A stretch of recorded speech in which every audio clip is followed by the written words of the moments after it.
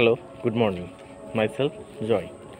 আজকে আমরা যে বিষয়টা নিয়ে কথা বলবো সেটা হচ্ছে কিভাবে ইন্টারমিডিয়েটের শুরু থেকে পড়লে ইন্টারমিডিয়েটে একটা ভালো একটা রেজাল্ট করা যায়, পাশাপাশি অ্যাডমিশনেও একটা ভালো একটা রেজাল্ট করা যায়।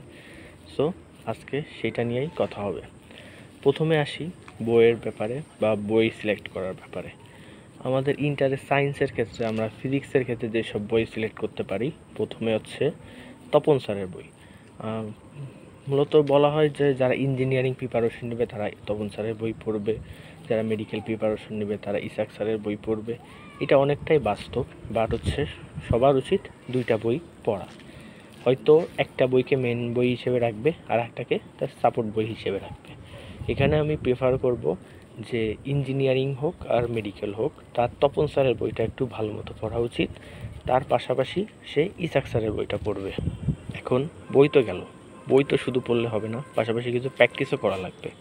এখন প্রত্যেকটা অধ্যায় ভালোভাবে কমপ্লিট করার পরে সেই অধ্যায়ের শেষে কিছু এমসিকিউ কোয়েশ্চেন থাকে। এটা বিগত বছরের কোয়েশ্চেন, পাশাপাশি বিভিন্ন বিশ্ববিদ্যালয়, বুয়েট, মেডিকেল এইসব কোয়েশ্চেন থাকে সেখানে। সেগুলো ট্রাই করবা সলভ করার জন্য।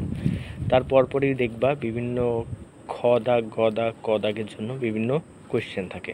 এটা তোমরা বোর্ড পরীক্ষার জন্য তোমরা সলভ করতে পারো, এটা অনেক উপকারী। তারপরে আসি, শুধু যে বই হইলেই হবে না, এর সাথে সাথে কিছু একটু এক্সট্রা বইও লাগবে, যাকে বলে গাইড বই। গাইড বই কিনতে হবে বা সাপ্লিমেন্ট, এইটা দরকারি। কারণ হচ্ছে তুমি যখন বিগত বছরের কোয়েশ্চেনগুলো প্র্যাকটিস করবো তখন এই ক্ষেত্রে এগুলো দরকার খুবই। পাশাপাশি তুমি একটা কাজ করতে পারো, তুমি যদি অ্যাডভান্স লেভেলে পড়তে চাও তাহলে হয়তো তুমি যেই কাঙ্ক্ষিত বিশ্ববিদ্যালয়ে তুমি পড়তে চাও সেইখানকার ওই অধ্যায় রিলেটেড পুরাতন কোয়েশ্চেনগুলো দেখতে পারো। পদার্থবিজ্ঞানের ক্ষেত্রে আর একটা জিনিস হচ্ছে তোমরা গাণিতিক পদার্থবিজ্ঞান। এই গাণিতিক পদার্থবিজ্ঞানের মাধ্যমে তুমি বিভিন্ন গাণিতিক সমস্যাগুলো সমাধান করতে পারবে। কী করে কীভাবে কোয়েশ্চেন আসে, কীভাবে গাণিতিক সমস্যাগুলো সলভ করা হয়, এই সবই তোমরা পেয়ে যাবে গাণিতিক পদার্থবিজ্ঞানে। এরপর আসি আমরা রসায়নে অনেকগুলান বই আছে। এখন কোনটা থেকে কোনটা পড়বো? আমার মতে প্রথমে আমাদের যেটা মেইন বই হিসেবে রাখা দরকার সেটা হচ্ছে হাজারি স্যারের বই, আর সাপোর্ট বই হিসেবে তুমি কবির স্যারের বইটা রাখতে পারো, কারণ কবির স্যারের বইটা অনেক সহজ ভাষায় লেখা আছে।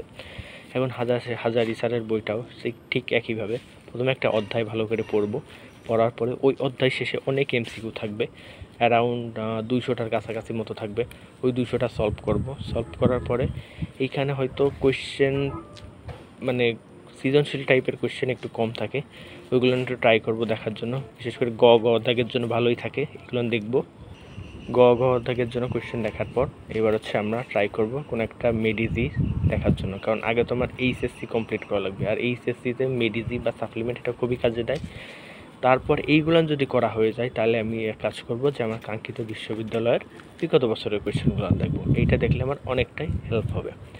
তারপর আসি ম্যাথের ক্ষেত্রে একটা প্রচলিত আছে যে যারা অ্যাডভান্স লেভেলের ম্যাথ করতে চায় বা যারা ইঞ্জিনিয়ারিং প্রিপারেশন নিতে চায় তাদের উচিত কেতাবুদ্দিন স্যারের বইটা ফলো করা।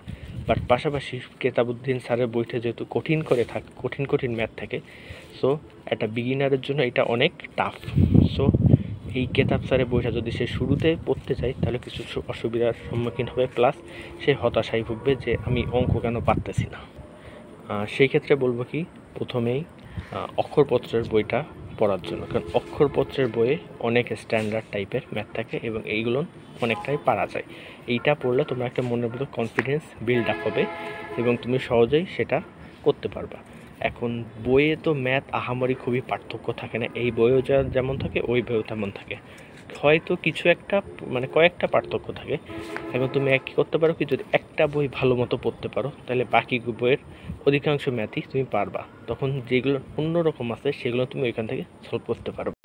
তারপর আসি সাপ্লিমেন্টের ব্যাপারে। সাপ্লিমেন্ট বা মেডিজি এটাও কমপ্লিট করতে পারো, পাশাপাশি বিগত বছরের বিশ্ববিদ্যালয়ের কোয়েশ্চেনগুলো দেখতে পারো।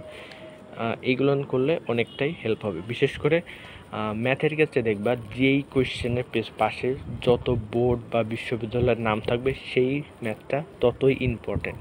এটা হচ্ছে কলেজের পরীক্ষায় যেমন ইম্পর্টেন্ট, তেমনি এইচএসসি প্লাস বা ভর্তি পরীক্ষায়ও যদি বিগত বছরের কোয়েশ্চেন রিপিট হয় তাও এটা খুবই কাজে দিবে।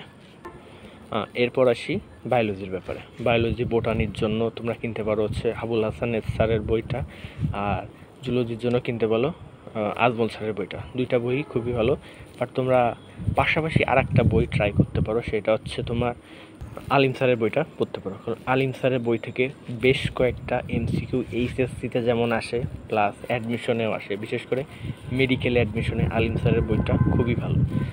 প্লাস আজমল স্যারেরটা তো পড়বাই, সাথে সাথে আলিম স্যারেরটাও পড়ার চেষ্টা করবা। কারণ হচ্ছে মেডিকেলে যেহেতু একটা English medium Bangla medium both তারা একসাথে পরীক্ষা দিবে, তো ইংলিশ মিডিয়ামটা যেহেতু আলিম স্যারের বইটা পড়ে, তো সেই ক্ষেত্রে এটাও দেখা উচিত। 2022-23 সেশনে কিন্তু আলিম স্যারের বই থেকে অনেক কোয়েশ্চেন আসছিল, দ্যাটস ওয়াই অনেকেই কিন্তু মেডিকেলে পরীক্ষায় আলিম স্যারের বই পড়ে না যাওয়ার কারণে তারা ভালো মতো অ্যান্সার করতে পারে না এবং তাদের কাঙ্ক্ষিত মেডিকেলে ভর্তি হতে পারে নাই। এরপর আসি আমাদের জেনারেল সাবজেক্টগুলো নিয়ে। জেনারেল সাবজেক্টগুলো হচ্ছে বাংলা প্রথম পত্র। বাংলা প্রথম পত্রে প্রত্যেকটা কবিতা প্রত্যেকটা গল্প ভালো মতো পড়বা।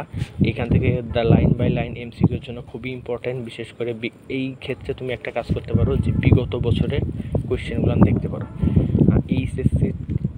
এইচএসসির জন্য তোমরা একটা গাইড বা সাপ্লিমেন্ট বা মেডিজে যে কোনো একটা কিনতে পারো, কিনে সেখান থেকে বিগত বছরের কোয়েশ্চেনগুলো দেখবা।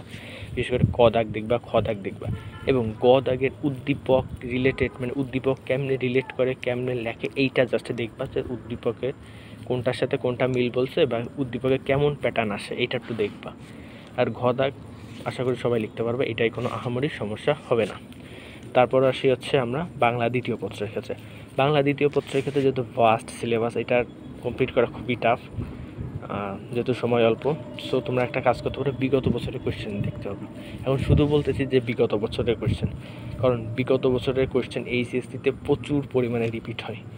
বাংলা দ্বিতীয় পত্রের জন্য তোমরা একটা কাজ করতে পারো যে রয়্যালের গাইড আছে একটা, রয়্যালের গাইড, ওইটা তোমরা কিনতে পারো। ওইটা খুবই হেল্পফুল, এইটা অনেক বিগত বছরের কোয়েশ্চেন আছে, এটা অনেক সাহায্য করে, এটা তোমাদের অনেক হেল্প করবে। তারপর আসি হচ্ছে ইংলিশের ব্যাপারেও সেম কেস। তোমরা হচ্ছে প্রত্যেকটা গ্রামার টপিক ভালোভাবে প্রথমে পড়বা, তারপর হচ্ছে নিজেরা একটু ট্রাই করবা লেখার জন্য, আর নিজেরা ডেমো লেখার পর তারপর হচ্ছে তোমরা মডেল টেস্ট সলভ করো। প্রত্যেক দিন যদি একটা মডেল টেস্ট দাও বা একটা যদি না পারো, হয়তো ধরো তুমি অর্ধেকটা দিলে বাকি অর্ধেকটা পরে দিলে, বাট টাইম ধরে দেওয়া লাগবে এবং বুঝে দেওয়া লাগবে, তাইলেই তোমার এটা কাজে দিবে। আর তারপরে আসি আইসিটির ব্যাপারে। আইসিটি আমাদের সাধারণত পড়া হয় না, একদম মানে কি বলবো, বইয়ের তাকের এক কোনায় পড়ে থাকে, বাট এইটা পড়ার দরকার। এইটা খুবই সিলেক্টেড টপিক অনুযায়ী পড়বে, বিশেষ করে এই কোন দিক মানে কোন অধ্যায় থেকে কোনটা ইম্পর্টেন্ট কোনটা জরুরি, এইসব সব কিছু ভালোভাবে দেখবে, কারণ এইটা দেখলে তোমাদের অনেকটাই উপকার হবে। এখন এত কিছু বলার পর মেইন কথা হচ্ছে, তোমরা যদি এইচএসসিতে একটা ভালো রেজাল্ট করতে চাও, তাহলে বিগত বছরের কোয়েশ্চেন এবং বিগত ভার্সিটির কোয়েশ্চেন বা বুয়েট মেডিকেল এইসব কোয়েশ্চেনগুলো তোমাদের ভালোভাবে দেখতে হবে, প্লাস ভালোভাবে প্র্যাকটিস করাও লাগবে।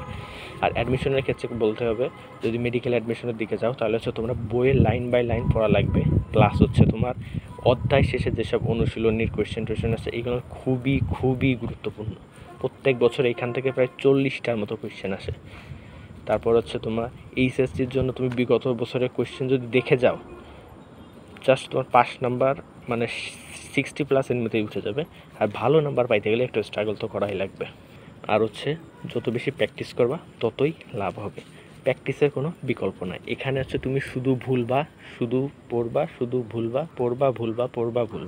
এই সিকোয়েন্স অনুযায়ী চলতে থাকবে।